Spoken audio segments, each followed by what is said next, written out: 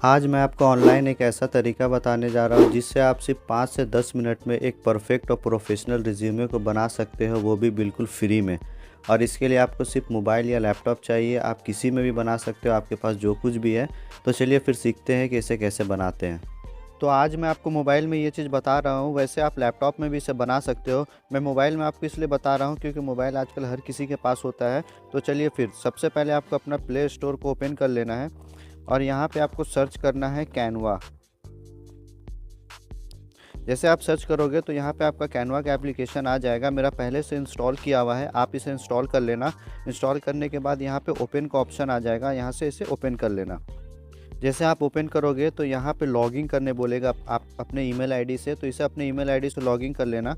मैं इसे लॉगिन कर लेता हूँ पहले।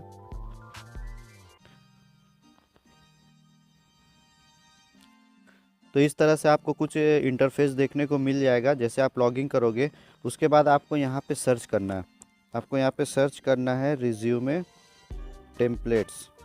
ओके, जैसे आप सर्च करोगे तो नीचे सजेशन में आने लगेगा, तो आप यहाँ से इसे क्लिक कर लेना। जैसे आप क्लिक करोगे तो यहाँ पे आपको बहुत सारे रिज्यूमे टेम्पलेट्स देखने को मिल जाएंगे। लेकिन एक चीज़ ध्यान रखना, जिस भी रिज्यूमे के नीचे में ये किंग वाला लोगो बना हुआ होगा ना, उसका मतलब ये है कि आपको ये टेम्पलेट यूज़ करने के लिए कैनवा का सब्सक्रिप्शन लेना पड़ेगा। अगर आप सब्सक्रिप्शन नहीं भी लोगे तो भी कोई बात नहीं, क्योंकि उसके अलावा और भी जितने भी टेम्पलेट्स हैं ना, वो भी लगभग सब परफेक्ट और प्रोफेशनल हैं। तो इसमें से आपको जो भी टेम्पलेट्स बढ़िया लग रहा है, आप अपने हिसाब से उसे चूज़ कर लेना।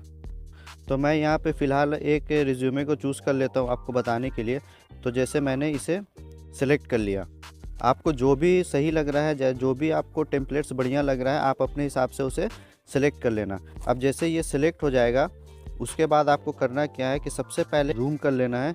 जूम करने के बाद यहाँ पे जो फ़ोटो होगा उसे सबसे पहले आपको डिलीट करना है। जैसे आप इस पर क्लिक करोगे ऊपर में डिलीट का ऑप्शन आ जाएगा, उस पर क्लिक करना है। तो फिर देखिए नीचे में आपको दो ऑप्शन मिल जाएंगे, डिलीट इमेज और एक है डिलीट फ्रेम। तो आपको डिलीट इमेज पे क्लिक करना है। जैसे आप क्लिक करोगे तो देखो यहाँ पे ये फ़ोटो डिलीट हो जाएगा, डिलीट हो जाएगा। उसके बाद आपको कहीं बाहर पे क्लिक करना है। उसके बाद नीचे में ऑप्शन आएगा गैलरी का, तो यहाँ पे गैलरी पे चले जाना है। और गैलरी में जाने के बाद आपको जो भी फ़ोटो डालना है, आप वो फ़ोटो वहाँ से सिलेक्ट कर लेना। मतलब आप अपना जो फ़ोटो लगाओगे रिज्यूमे में, पहले से गैलरी में उसे सेव कर लेना, फ़ोटो क्लिक करके बढ़िया सा, और उसको उसमें लगा लेना है। तो मैंने यहाँ पे एक फ़ोटो रखा हुआ है, मैं इसे सेलेक्ट कर लेता हूँ। ऐड टू पेज पे क्लिक कर देना है। जैसे आप इस पर क्लिक करोगे तो ये देखो ये फ़ोटो यहाँ पास आ जाएगा। तो आप इसे ड्रैग करके सिंपली इस फ्रेम में लेकर जाना है, तो ये ऑटोमेटिक उसमें एडजस्ट हो जाएगा।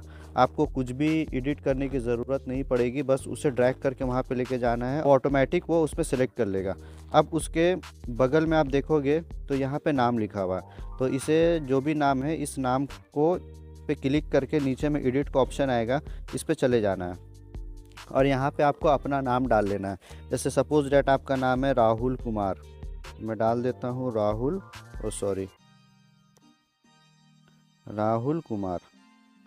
ठीक है, आपका जो भी नाम है आप अपना नाम डाल लेना। उसके नीचे में देखो यहाँ पे लिखा हुआ ग्राफिक डिज़ाइनर। इसका मतलब ये है कि आप अभी जो भी इंडस्ट्रीज़ में काम कर रहे हो तो वहाँ पे आपका क्या डेजिग्नेशन है, क्या पोजीशन है, आपको वो चीज़ यहाँ पे लिखना है। अगर आप फ्रेशर हो तो आपको सिंपली अभी आपने जिस भी फील्ड में पढ़ाई कंप्लीट किया है वो आपको डाल देना। जैसे आपने मैकेनिकल से किया तो आपको मैकेनिकल इंजीनियर डाल देना है, सिविल से किया तो सिविल इंजीनियर डाल देना है। और अगर आप किसी इंडस्ट्रीज़ में काम कर रहे हो तो वहाँ पे आपको जो भी पोजीशन मिला वो आपको डालना है। तो मान लो कि आप अभी क्वालिटी इंजीनियर हो, यहाँ पे आपको क्वालिटी इंजीनियर डालना है। ओके, उसके बाद सबसे पहले इस तरफ आ जाएंगे। इस तरफ आने के बाद देखिए यहाँ पे लिखा हुआ अबाउट मी, तो यहाँ पे आपको लिखना है करियर ऑब्जेक्टिव। ठीक है, करियर ऑब्जेक्टिव लिखना है। और उसके बाद ये जो नीचे वाला हिस्सा है ना, इसको थोड़ा सा ड्रैग करके नीचे लेके आ जाना है बस।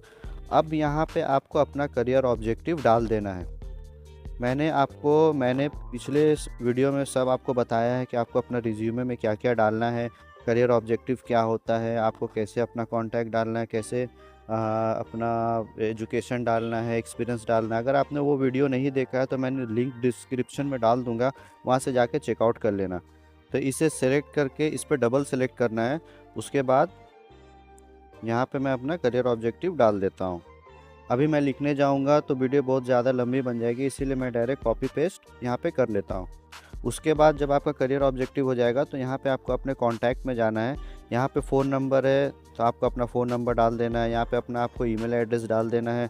उसके बाद देखो यहाँ पे आपको आप जिस भी लोकेशन में रहते हो, जिस जगह पे रहते हो, वहाँ का एड्रेस डाल देना है। आप नीचे करोगे तो आपको यहाँ पे स्किल्स का ऑप्शन मिल जाएगा। तो आपके पास जो जो स्किल्स है, आपको क्या क्या चीज़ें आती है, वो सारी चीज़ें यहाँ पे लिख के आपको दिखानी है। जैसे मान लो कि आपको ऑटो कैड आता है तो यहाँ पे आप डाल दो ऑटो कैड, ठीक है। सेकंड में MS ऑफिस, जो जो स्किल्स आपको आती है वो सारी चीज़ें आपको यहाँ पे डाल देनी है। MS ऑफिस हो गया। उसके बाद नीचे वाले में डाल देना है, मान लो कि आपको सॉलिड वर्क आता है तो यहाँ पे लिख देना सॉलिड वर्क, ठीक है।